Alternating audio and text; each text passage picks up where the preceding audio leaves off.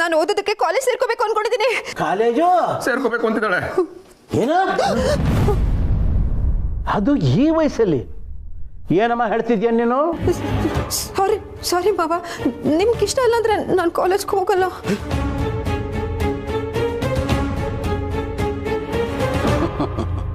ನಾನು ಯಾಕಮ್ಮ ಬೇಡ ಅನ್ಲಿ? ಎಂಥ ಒಳ್ಳೆ ಸುದ್ದಿ ಹೇಳಿದ್ಯಮ್ಮ ನೀನು. ಓದಮ್ಮ, ನಿನಗೆ ಎಷ್ಟು ಸಾಧ್ಯವೋ ಅಷ್ಟು ಓದು. ನಿನಗೆ ಹಣ ಸಾಲದೆ ಹೋದರೆ ನನ್ನ ಪೆನ್ಷನ್ ಹಣ ಇದೆ, ಬೇಕಾದ್ರೆ ನಾನು ಕೊಡ್ತೀನಿ. ಹೆಣ್ಣು ಮಕ್ಕಳು ಚೆನ್ನಾಗಿ ಓದಬೇಕು, ತಮ್ಮ ಕಾಲ ಮೇಲೆ ತಾವು ನಿಂತ್ಕೋಬೇಕು.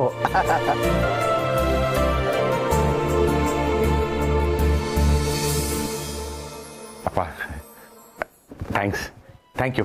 ಹೇ ದಡ್ಡ, ನನಗೆ ಯಾಕೋ ಥ್ಯಾಂಕ್ಸ್ ಹೇಳ್ತೀಯ? ನಿನ್ನ ಒಳ್ಳೆತನಕ್ಕೆ, ನಿನ್ನ ನಂಬಿಕೆಗೆ ನಾನು ನಿನಗೆ ಥ್ಯಾಂಕ್ಸ್ ಹೇಳಬೇಕಪ್ಪ. ಈ ವಯಸ್ಸಿನಲ್ಲಿ ಹೆಂಡತಿ ಆದವಳು ಕಾಲೇಜ್ ಹೋಗ್ತೀನಿ ಅಂದ ಕೂಡಲೇ ಯಾವುದೇ ಗಂಡ ಆದ್ರೂ ಸ್ವಲ್ಪ ಯೋಚನೆ ಮಾಡ್ತಾನೆ. ಆದರೆ ನೀನು ಅದ್ರ ಬಗ್ಗೆ ತಲೆ ಕೆಡಿಸ್ಕೊಳ್ದೆ ಅವಳ ವಿದ್ಯಾಭ್ಯಾಸಕ್ಕೆ ಪ್ರೋತ್ಸಾಹ ಕೊಡ್ತಿದ್ಯಲ್ಲ, ಇದು ಕಣೆಯ ನಿನ್ನ ದೊಡ್ಡತನ. ಗಿರಿಜಾ, ಇನ್ಮೇಲೆ ನೀನು ಯಾರು ತಡೆಯಲ್ಲಮ್ಮ. ಚೆನ್ನಾಗಿ ಓದು, ಜಯಶಾಲಿಯಾಗಿ ಬಾ.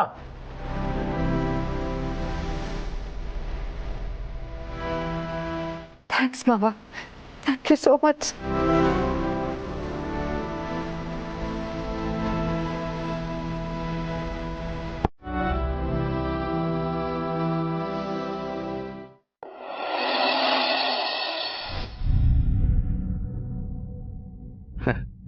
ಗಿರಿ, ನಿನಗೆ ಕಾಲೇಜಲ್ಲಿ ಸೀಟ್ ಸಿಗುತ್ತೆ, ನಾನೇ ಕರ್ಕೊಂಬಂದು ನಿನ್ನನ್ನು ಡ್ರಾಪ್ ಮಾಡ್ತೀನಿ. ಇದನ್ನೆಲ್ಲ ನೆನೆಸ್ಕೊಳ್ತಾ ಇದ್ರೆ ಒಂಥರ ರೋಮಾಂಚನ ಆಗ್ತಾ ಇದೆ. ಗಿರಿ, ನೀನು ಆರಾಮಾಗಿರ್ತೀಯ ಅಲ್ವಾ? ಅಯ್ಯೋ, ನಾನೇನು ಚಿಕ್ಕ ಮಗುನೇನ್ರಿ, ಯಾಕೆ ಇಷ್ಟೊಂದು ಯೋಚನೆ ಮಾಡ್ತಿದ್ದೀರಾ? ಹಾಗಲ್ಲ, ದಿನ ನೀನು ಮನೇಲಿ ಇರ್ತಾ ಇದ್ದೆ, ನಾನು ಆಫೀಸಲ್ಲಿ ಇರ್ತಾ ಇದ್ದೆ. ಇವತ್ತು ಕಾಲೇಜಲ್ಲಿ ಇರ್ತೀಯ, ನಾನು ಆಫೀಸ್ಗೆ ಹೋಗ್ತೀನಿ. ವ್ಯತ್ಯಾಸ ಏನೂ ಇಲ್ಲ. ಆದರೂ ನಿನ್ನನ್ನು ದೂರ ಕಳಿಸ್ತಿದ್ದೀನ ಅಂತ ಅನ್ನಿಸ್ತಾ ಇದೆ. ಅಯ್ಯೋ ರೀ, ದೈಹಿಕವಾಗಿ ನಾವೆಷ್ಟು ದೂರ ಇರ್ತೀವೋ ಮಾನಸಿಕವಾಗಿ ಅಷ್ಟೇ ಹತ್ರ ಆಗ್ತೀವಿ. ಅದು ಕರೆಕ್ಟು. ಏನಾದರೂ ಸಮಸ್ಯೆ ಆದರೆ ಹೇಳ್ಬೇಕಾಯ್ತಾ? ನೀವಿರೋವಾಗ ನನಗೇನು ಸಮಸ್ಯೆ ಆಗುತ್ತೆ? ಆಶೀರ್ವಾದ. ದೇವ್ರ ಕೈ ಮುಗಿ ಸಾಕು, ನನ್ನ ಕಾಲಿಗೆ ಯಾಕೆ ಬೀಳ್ತಾ ಇದೆಯಾ? ನನ್ನ ಪಾಲಿಗೆ ನೀವೇ ಅಲ್ವಾ ದೇವ್ರು. ಊದಿನ ಕಡ್ಡಿ ಹಚ್ಚಿ ಪೂಜೆ ಮಾಡಲ್ಲ ಅನ್ನೋದೊಂದು ಬಿಟ್ರೆ ದೇವ್ರೆ ಕೋಪ ಮಾಡ್ಕೋಬೇಕು. ಅಷ್ಟು ಸಲ ನಿಮ್ ಜಪ ಮಾಡ್ತೀನಿ ನಾನು. ಇನ್ ಮುಂದೆ ನನ್ನ ಜಪ ಬಿಟ್ಬಿಡು, ಬರೀ ಪುಸ್ತಕದ ಜಪ ಮಾಡು. ಚೆನ್ನಾಗಿ ಓದಿ ಡಿಗ್ರಿ ಸಂಪಾದನೆ ಮಾಡು. ಓದೋ ಆಸೆ ಇದ್ರು ಮನೆಯವ್ರಿಗೋಸ್ಕರ ಗೃಹಿಣಿ ಆಗಿರೋ ಎಲ್ಲ ಗೃಹಿಣಿಯರಿಗೂ ನೀನು ಮಾದರಿ ಆಗಬೇಕು ನನ್ನ ಮಾಧುರಿ. ನಮಸ್ತೆ ಮೇಡಮ್. ನಮಸ್ತೆ. ಏನ್ ನಡೀತಿದೆ ಇಲ್ಲಿ? ನಮ್ಮ ಯಜಮಾನರು ನನ್ನ ಕಾಲೇಜಿಗೆ ಬಿಟ್ಟು ಹೋಗೋಣ ಅಂತ ಬಂದಿದ್ರು, ಹಾಗೆ ಮಾತಾಡ್ತಾ ಇದ್ವಿ ಅಷ್ಟೇ. ನಿಮ್ಮ ಫ್ಯಾಮಿಲಿ ನನಗೆ ಹೊಸದಲ್ಲ, ಸುಮಾರು ವರ್ಷಗಳಿಂದ ಪರಿಚಯ ಇದೆ. ಸೊ ನಿಮ್ಮ ಜೋಡಿ ಹೀಗೆ ಇರಬೇಕು ಅಂತ ಜನಗಳೆಲ್ಲ ಮಾತಾಡ್ಕೋತಾ ಇದ್ದಾರೆ. ಅದೇನು ಪ್ರೀತಿ, ಅದೇನು ವಿಶ್ವಾಸ. ಛೇ, ನನ್ನ ದೃಷ್ಟಿನೇ ನಿಮಗೆ ತಾಗದಂಗಿದೆ. ತಾಗಬೇಕು. ಯಾಕೆಂದ್ರೆ ದೇವ್ರ ದೃಷ್ಟಿ ಬೀಳಲಿ ಅಂತ ನಾವೆಲ್ಲ ಬೇಡ್ಕೋತಾ ಇರ್ತೀವಿ.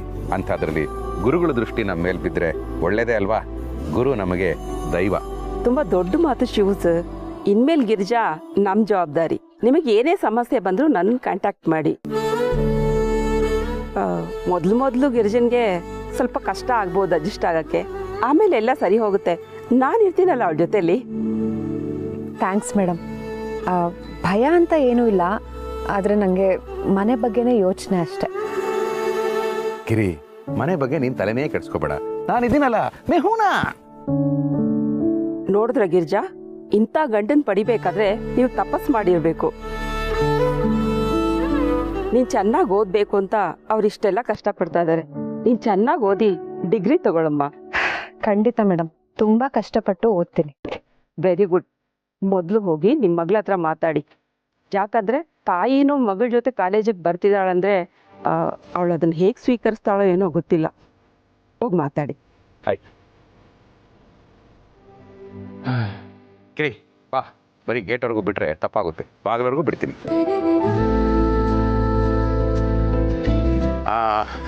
ಗಿರಿ, ಏನು ಚೆನ್ನಾಗಿದೆ ನೋಡಿ ಕ್ಯಾಂಪಸ್.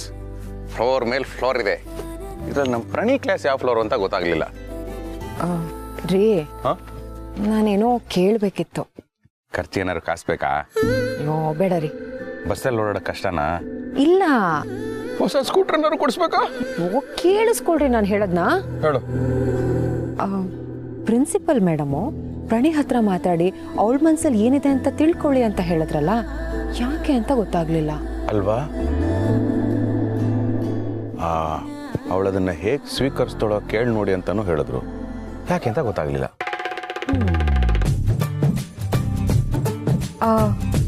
ಅವಳಮ್ಮ ಎಕ್ಸಾಮ್ ಅಲ್ಲಿ ರ್ಯಾಂಕ್ ಬಂದ್ಬಿಟ್ರೆ ಅಂತ ಏನಾದ್ರೂ ಭಯ ಆಗ್ತಿದ್ಯಾ ಅವಳಿಗೆ? ಏಯ್ ಗಿರ್ರಿ, ಕಾನ್ಫಿಡೆನ್ಸ್ ಕಾರ್ಪೊರೇಷನ್ ಇಂದ ಕಾಂಬೋಡಿಯಾವರೆಗೂ ಬೆಳೆದು ಬಿಟ್ಟಿದೆ. ಇರ್ಲಿ ಇರ್ಲಿ, ಅದು ನಿನ್ನ ರ್ಯಾಂಕ್ ಬರಲಿ ಬರದೇ ಇರಲಿ ಪ್रणिಗೆ ಏನು ವ್ಯತ್ಯಾಸ ಆಗಲ್ಲ. ಯಾಕೆಂದ್ರೆ ಅವಳು PUC, ನೀನು ಡಿಗ್ರಿ, ನೀನು ಮಾಮರ, ಅವಳು ಕೋಗಿಲೆ.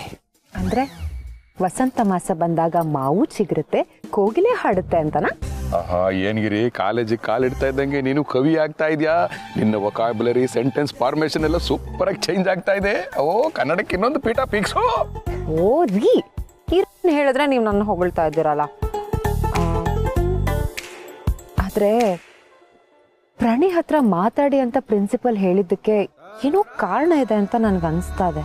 ಓ, ಫಸ್ಟ್ ಆಫ್ ಆಲ್ ನಿನಗೆ ಏನು ಅನಿಸ್ತಾ ಇದೆ ಅದನ್ನ ಹೇಳು.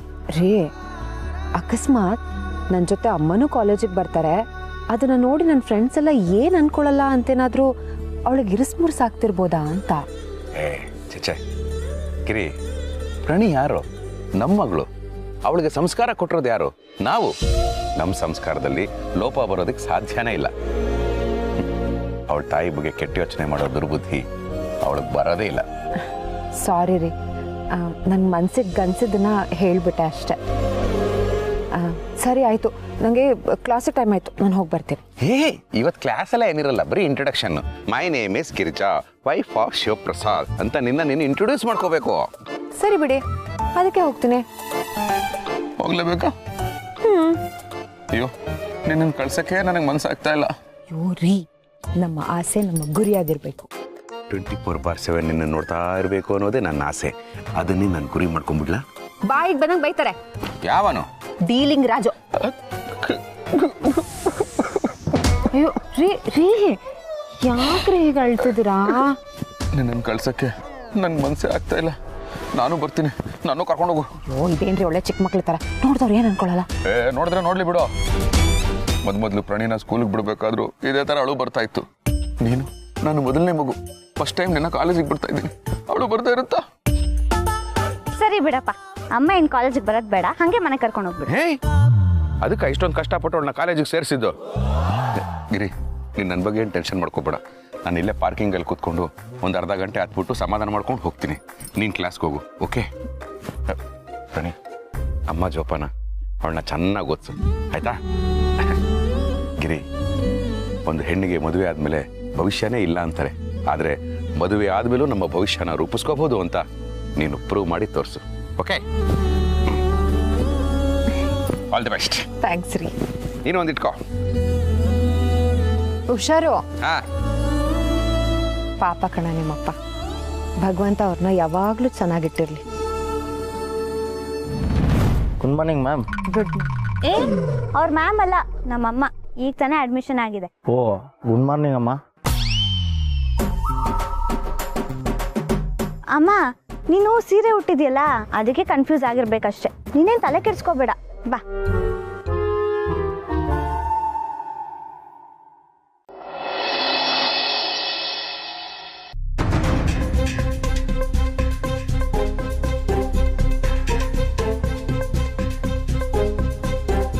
ಕಂದ,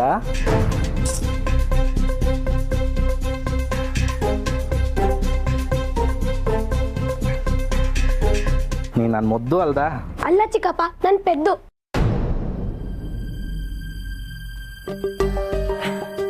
ಸ್ಕಂದ, ನೀ ನನ್ ಬಂಗಾರ ಅಲ್ವಾ? ಅಲ್ಲ, ನಾನು ಕಾಗೆ ಬಂಗಾರ. ಅಲ್ಲ, ಸಿಟ್ ಮಾಡ್ಕೊಂಬಂತದ್ದು ಎಂತ ಆಯ್ತು ನಿನಗೀಗ? ಅಲ್ಲ ಚಿಕ್ಕಪ್ಪ, ನಾನ್ ನಿಮ್ಮ ಹತ್ರ ಅವ್ನು ಕೇಳ್ತೀನಿ. ನಿಮ್ಮಮ್ಮ ನಿಮ್ಮ ಹತ್ರ ತುಂಬಾ ಕ್ಲೋಸ್ ಇರ್ತಾರೆ ಅನ್ಕೊಳ್ಳಿ. ಅನ್ಕಮ್ದೆ ಅಂತ ಮರೆಯ, ನಾನು ಅವರು ಭಯಂಕರ ಕ್ಲೋಸ್. ಎಷ್ಟ್ರ ಮಟ್ಟಿಗೆ ಕ್ಲೋಸ್ ಅಂದ್ರೆ ನನ್ನ ರೂಮ್ ಒಳಗೆ ಕೂಡ ಹಾಕಿ ಮೆಣಸಿನ್ಕಾಯಿ ಘಾಟ್ ಹಾಕಿ ಕಿಟಕಿ ಬಾಗಿಲು ಕ್ಲೋಸ್ ಮಾಡೋಷ್ಟು ಕ್ಲೋಸ್. ಅಷ್ಟೇ ಕ್ಲೋಸ್ ಇರೋ ಅಮ್ಮ ನಿಮ್ಮ ಹತ್ರ ಒಂದು ವಿಷಯನ ಮುಚ್ಚಿಡ್ತಾರೆ ಅಂದ್ರೆ ಹರ್ಟ್ ಆಗಲ್ವಾ ಚಿಕ್ಕಪ್ಪ? ಈ ವಿಷಯಕ್ಕೆ ಹರ್ಟ್ ಆಗ್ಲೇಬೇಕು. ಸುಮ್ಮನಿರಿ ಚಿಕ್ಕಮ್ಮ, ನಾನು ದೊಡ್ಡವನಾಗಿದ್ದೀನಿ, ಎಲ್ಲ ಅರ್ಥ ಆಗುತ್ತೆ ನಂಗೆ. ಕಂದ, ನೀನು ಎಷ್ಟೇ ದೊಡ್ಡವನಾದರೂ ಗಿರ್ಜಮ್ಮಂಗ ಮಗನೇ ಅಲ್ದ. ಈಗ ಊರಿಗೆ ಗೌಡ ಆರು ತಾಯಿಗೆ ಮಗನೇ ಆಗಿರ್ತ. ಅದೆಲ್ಲ ಸರಿ ಚಿಕ್ಕಪ್ಪ, ಆದ್ರೆ ಅಮ್ಮ ನನಗೆ ಹೇಳ್ದೆ ಯಾಕೆ ಕಾಲೇಜಿಗೆ ಸೇರ್ಕೊಂಡ್ಲು?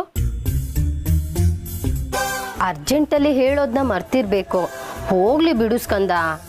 ಈ ಸ್ಕಂದನ್ ಡಿಕ್ಷನರಿಲಿ ಇಷ್ಟ ಆಗದೆ ಇರೋ ಒಂದೇ ಒಂದು ಪದ ಹೋಗ್ಲಿ ಬಿಡು. ಹೋಗ್ಲಿ ಬಿಡು 2 ಪದ ಇಲ್ಲಿಲ್ಲ. ಈ ಸ್ಕಂದನ್ ಡಿಕ್ಷನರಿಲಿ ಹೋಗ್ಲಿ ಬಿಡು ಒಂದೇ ಪದ. ಹೋಗ್ಲಿ ಬಿಡು ಚಿಕ್ಕಮ್ಮ ಸರಿ, ಅದನ್ನ ಬಿಟ್ಬಿಡು. ಬಾ, ಊಟ ಮಾಡಿಸ್ತೀನಿ. ಇಲ್ಲ ಇಲ್ಲ, ನನ್ನ ಸ್ಕೂಲಿಗೆ ಸೇರ್ಸಕ್ಕೂ ಮುಂಚೆ ಅಪ್ಪ ಅಮ್ಮ ಇಬ್ರು ಕುತ್ಕೊಂಡು ಡಿಸ್ಕಸ್ ಮಾಡಿದ್ರು ತಾನೆ? ಹೌದೌದು. ಅದೇ ಅವ್ರ ಕಾಲೇಜ್ ಸೇರ್ಕೋಬೇಕಾದ್ರೆ ನನ್ನ ಯಾಕೆ ಡಿಸ್ಕಸ್ ಮಾಡ್ಲಿಲ್ಲ? ಓಹೋ, ಇದು ಮ್ಯಾಟ್ರ್. ಎಂತ ಅನ್ಯಾಯ, ಎಂತ ಅನ್ಯಾಯ. ಸ್ಕಂದಂಗೆ ಎಷ್ಟು ಬೇಜಾರಾಗಿರ್ಬೇಡ ಹೇಳು. ಸ್ಕಂದ, ನೀನೇನು ಟೆನ್ಷನ್ ಮಾಡ್ಕೊಂಬೇಡ. ನಿಮ್ಮ ಅಪ್ಪ ಅಮ್ಮ ಬರಲಿ, ಶಿವ ಅವರಿಗೆ ನಾನು ಪೆಟ್ಕೊಟ್ಟೆ, ಗೌರಿ ಗಿರ್ಜಮ್ಮಂಗೆ ನೀನು ಪೆಟ್ಕೊಡು. ಹಾಂ ರೀ, ಹಾಗೆ ಮಾಡ್ತೀನಿ. ಬೇಡ, ಚಿಕ್ಕವರು ದೊಡ್ಡವ್ರಿಗೆ ಹೊಡಿಬಾರ್ದು, ಅಪ್ಪ ಹೇಳ್ಕೊಟ್ಟಿದ್ದಾರೆ. ಕಂದ, ಎಷ್ಟು ಚಂದ ಮಾತಾಡ್ತೀನಿ ಮಗನೇ ನೀನು. ಸ್ಕಂದ, ನಾನು ನಿನಗೆ ಇನ್ನೊಂದು ವಿಷಯ ಕೇಳ್ತೀನಿ, ನೀನು ಸತ್ಯ ಹೇಳಬೇಕು. ಆಯ್ತು. ನಿನಗೆ ಅಮ್ಮ ಕಾಲೇಜಿಗೆ ಹೋಗಿದ್ದು ಇಷ್ಟ ಇಲ್ವಾ, ಅಥವಾ ಹೇಳ್ದೆ ಹೋದ್ರು ಅಂತ ಇಷ್ಟ ಇಲ್ವಾ? ನಂಗೆ ಅವಳು ಕಾಲೇಜಿಗೆ ಹೋಗೋದೇ ಇಷ್ಟ ಇಲ್ಲ. ಯಾಕೆ ಅಂದ್ರೆ ಅವಳು ನನ್ನ ಜೊತೆ ಕುತ್ಕೊಂಡು ಹೋಮ್ವರ್ಕ್ ಬರೀತಾಳೆ, ಅದು ನಂಗೆ ಇಷ್ಟ ಆಗಲ್ಲ. ಅಮ್ಮನೂ ಸ್ಟೂಡೆಂಟ್ ಆದ್ರೆ ನಂಗೆ ಅಮ್ಮ ಎಲ್ಲಿ ಸಿಗ್ತಾಳೆ? ನನಗೆ ಅಮ್ಮ ಬೇಕು, ಅದಕ್ಕೆ ಅವಳು ಓದ್ಬಾರ್ದು, ಅವಳು ಕಾಲೇಜಿಗೆ ಹೋಗ್ಬಾರ್ದು ಅಷ್ಟೇ. ಸ್ಕಂದ, ಸ್ಕಂದ. ಕಂಡ್ಯ ಗೌರಿ, ಗಂಡ ಕೇಳಲಿಲ್ಲ, ಮಾವ ಕೇಳಲಿಲ್ಲ, ಮಗ ಕೇಂಡ. ಅಂತೂ ನಮ್ಮ ಗಿರ್ಜಮ್ಮನ ಓದಿಗೆ ಈ ಮನೇಲಿ ಒಬ್ಬ ವಿಲನ್ ಹುಟ್ಕೊಂಡ. ಈಗ ಎಂತ ಮಾಡೋದು? ರೀ, ಮೊದ್ಲಿಗೆ ಅವನಿಗೆ ಊಟ ಮಾಡ್ಸೋಣ. ಹಂಗಂತೀಯ? ಪಾಪ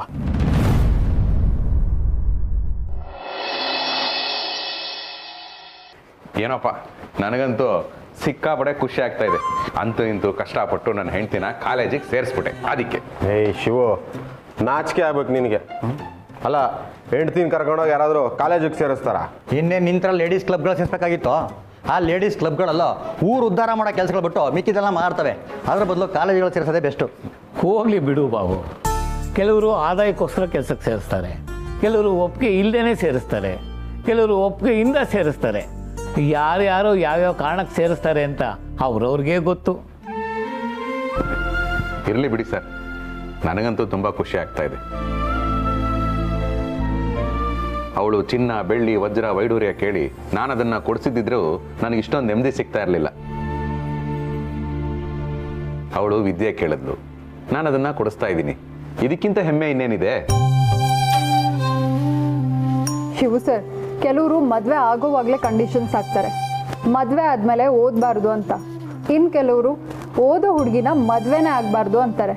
ಅಂಥದ್ರಲ್ಲಿ ನೀವು ಇಷ್ಟು ದೊಡ್ಡ ಸಂಸಾರ ಹೊತ್ತು ಅಷ್ಟು ದೊಡ್ಡ ಮಕ್ಕಳಿರುವಾಗ ಹೆಂಡತಿ ಓದಬೇಕು ಅಂದಿದ್ದು ಒಂದು ಮಾತಿಗೆ ನೀವು ಅವ್ರನ್ನ ಕಾಲೇಜಿಗೆ ಸೇರಿಸಿದ್ರಲ್ಲ, ನಿಜವಾಗ್ಲೂ ನೀವು ಗ್ರೇಟ್. ನಮ್ಮ ಶಿವಪುಂತರ ಹೆಂಡತಿಗಳನ್ನ ಓದಿಸೋದಕ್ಕೂ ದಮ್ಗಳು ಬೇಕಲ್ಲೇ, ದಮ್ಗಳು. ಬಾಬು, ನಾವು ದಮ್ ಕಟ್ಟು ದುಡಿಯೋದೇ ನಮ್ಮ ಮಕ್ಕಳ ವಿದ್ಯಾಭ್ಯಾಸಕ್ಕೆ. ಇನ್ನು ಹೆಂಡತಿ ಓದ್ತಾಳೆ ಅಂದರೆ ಜಾಸ್ತಿ ದಮ್ ಕಟ್ಟಬೇಕು. ಯಾಕೆ ಹೇಳೋ? ಯಾಕೆ? ತಾಳಿ ಕಟ್ಟಿದೀವಲ್ಲ, ಅದಕ್ಕೆ. ಅಪ್ಪ, ಅದು ಡಿಗ್ರಿ ಕಾಲೇಜು, ಮಾಮೂಲಿ ಕಾಲೇಜ್ ಅಲ್ಲ. ಹುಡುಗಿರು ಹೋದ್ರೇ ಕಷ್ಟ, ಇನ್ನು ಆಂಟಿರೆಲ್ಲ ಓದ್ತೀವಿ ಅಂತ ಹೋದ್ರೆ ಕಷ್ಟ. ಹೇಯ್ ಬಾಸ್ಕಿ, ತಪ್ಪಾಗೆಲ್ಲ ಮಾತಾಡಬೇಡ. ನನ್ನ ಹೆಂಡತಿ 2 ಮಕ್ಕಳ ತಾಯಿ. ನನ್ನ ಮಕ್ಕಳ ಫ್ರೆಂಡ್ಸ್ ಎಲ್ಲ ಅವಳನ್ನ ಆಂಟಿ ಅಂತಾನೆ ಕರೀತಾರೆ. ಅಲ್ಲ, ನನ್ನ ಹೆಂಡತಿ ಅಂದ್ರೆ ಏನು ಅನ್ಕೊಂಡಿದ್ಯಾ ನೀನು? ಅವಳು ಅಂಜಬುರ್ಕೆ ಅಲ್ಲಪ್ಪ. ಈ ವಯಸ್ಸಲ್ಲಿ ನಾನು ಓದ್ತೀನಿ ಅಂತ ಬಾಯಲ್ಲಿ ಹೇಳ್ಬಿಡೋದು ಸುಲಭ, ಆದರೆ ನನ್ನ ಗಿರಿ ಅದನ್ನ ನಿಜ ಮಾಡಿ ತೋರಿಸ್ತಾ ಇದ್ದಾಳೆ. ಏನೋ ಸಣ್ಣ ಪುಟ್ಟ ಸಮಸ್ಯೆ ಆದರೂ ಆಗ್ಬೋದು.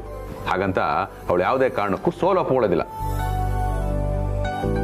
ಅಲ್ಲ, ನನ್ನಂಥವನ್ನೇ ಒಬ್ಬ ಜವಾಬ್ದಾರಿಯುತ ವ್ಯಕ್ತಿಯನ್ನಾಗಿ ಮಾಡಿದಾಳೆ ನನ್ನ ಗಿರಿ. ಅವಳು ಓದಿಗೋಸ್ಕರ ನಾನು ಏನು ಬೇಕಾದರೂ ಮಾಡ್ತೀನಿ, ಯಾರ ಕಾಲು ಬೇಕಾದರೂ ಹಿಡಿತೀನಿ. ಶಿವಪ್ನೆ, ನಿಮ್ಮ ಜೋಡಿಗಳು ಯಾವಾಗಲೂ ಹಿಂಗೆ ಇರಲಿ ಅಂತ ಆ ದೇವ್ರುಗಳಲ್ಲಿ ಬೇಡ್ಕತೀನಪ್ಪ. ನಿಮ್ಮ ಜೋಡಿಗಳಕ ಯಾವ ಕಾಗೆ ಗೂಬೆಗಳ ಕಣ್ಣು ಬೀಳದೇ ಇರಲ್ಲಪ್ಪ. Thank you, thank you. Class ಶುರುವಾಗುತ್ತೆ ಅಂತ ಹೇಳ್ತಾ ಇದ್ಲು, ಒಂದು ವಿಶ್ ಮಾಡಿಬಿಡ್ತೀನಿ.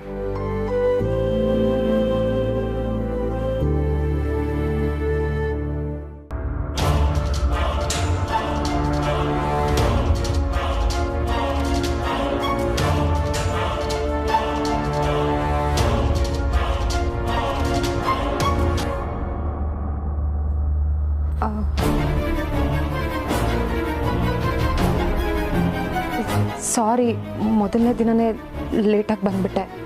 ಅದು ಪ್ರಿನ್ಸಿಪಲ್ ನೋಟ್ ಬರೆದಿಟ್ಕೊ ಅಂತ ಹೇಳಿದ್ರು, ಅದನ್ನ ಬರಿತಾ ಇದ್ದೆ, ಟೈಮ್ ಆಗಿದ್ದು ಗೊತ್ತಾಗಲಿಲ್ಲ.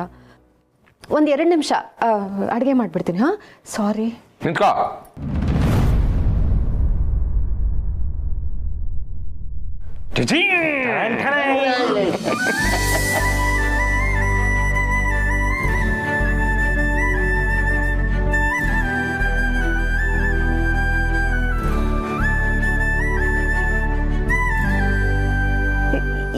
ಏನ್ರಿ ಇದು? ರೋಸ್ಗಳು. ಅದು ಗೊತ್ತು, ಯಾಕೆ ಅಂತ. ಫಸ್ಟ್ ಡೇ ಕಾಲೇಜ್ನ ಯಶಸ್ವಿಯಾಗಿ ಪೂರೈಸಿ ಬಂದಿರುವ ನನ್ನ ಮಡದಿಗೆ ರೋಸ್ಗಳು.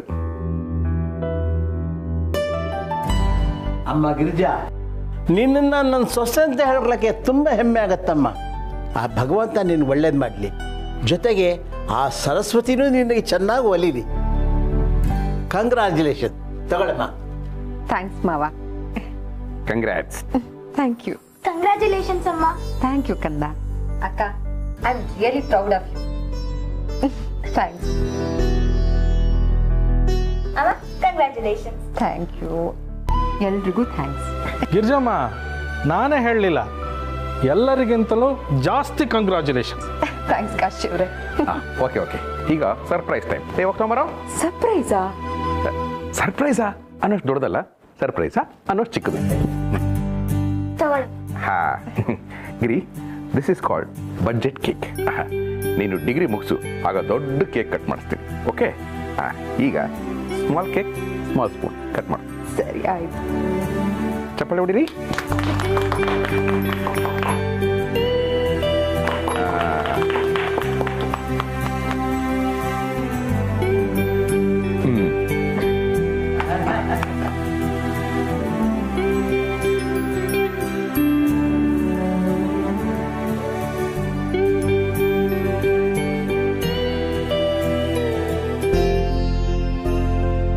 ಅಪ್ಪ, ಅಮ್ಮನ ಮುಖ ನೋಡು, ಖುಷಿಗೆ ಮಾತೇ ಬರ್ತಾ ಇಲ್ಲ ಅನ್ಸತ್ತೆ. ಇಷ್ಟೆಲ್ಲ ಪ್ರೀತಿ ತೋರಿಸಿದ್ರೆ ಹೇಗ್ ಮಾತು ಬರುತ್ತೆ? ನಿಮ್ಮನ್ನೆಲ್ಲ ಬಿಟ್ಟು ನಾನು ಓದಕ್ಕೆ ಹೋಗ್ತಿದ್ದೀನಲ್ಲ ಅನಿಸ್ತಾ ಇದೆ. ಏ ಗಿರಿ, ಓದು ಒಗಟನ್ನ ಬಿಡಿಸುತ್ತೆ, ಸಂಬಂಧಗಳನ್ನಲ್ಲ. ನಿನ್ನ ಖುಷಿ, ನಿನ್ನ ಗುರಿ, ನಿನ್ನ ಕನಸು ಎಲ್ಲ ನಂದೇ ಅಲ್ವಾ? ಥ್ಯಾಂಕ್ಸ್ ರೀ. ಥ್ಯಾಂಕ್ಸ್. ಹಾಗಿರ್ಲಿ ರೀ. ಕಾಲೇಜ್ ಹೇಗಿತ್ತು ರೀ? ತುಂಬಾ ಚೆನ್ನಾಗಿತ್ತು ರೀ. ಆದ್ರೆ ವಾಟ್ ಹ್ಯಾಪೆಂಡ್? ಅದು ಸೀರಿಯಲ್ ನನ್ನ ನೋಡಿ ತುಂಬ ಜನ ನನ್ನನ್ನು ಲೆಕ್ಚರರ್ ಅಂತ ಅನ್ಕೊಂಡ್ಬಿಟ್ರು.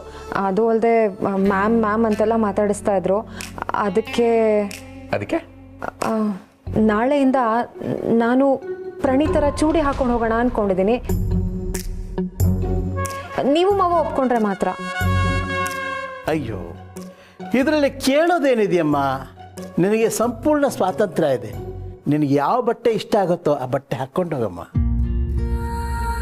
ಕಿರಿ, ಇದನ್ನ ನೀನು ಬರೀ ಗಂಡನ ಮನೆ ಅಂತ ಅನ್ಕೋಬೇಡ, ನಿನ್ನ ತವ್ರ ಮನೆ. ಇಲ್ಲಿ ನಿನ್ನನ್ನು ರಿಸ್ಟ್ರಿಕ್ಟ್ ಮಾಡೋರು ಯಾರು ಇರಲ್ಲ. ನಿನಗೇನು ಚೂಡಿದಾರ ಹಾಕೋಬೇಕು ತಾನೆ, ಹಾಕೊಂಡೋಗು.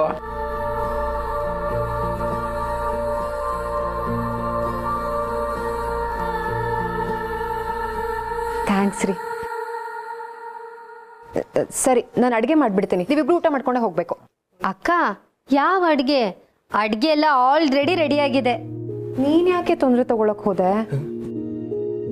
ಗಿರ್ಜಮ್ಮ, ಅಡುಗೆ ಮಾಡೋದು ಗೌರಿ ಅಲ್ಲ, ನಿಮ್ಮ ಪತಿ ಮಹಾಶಯರು.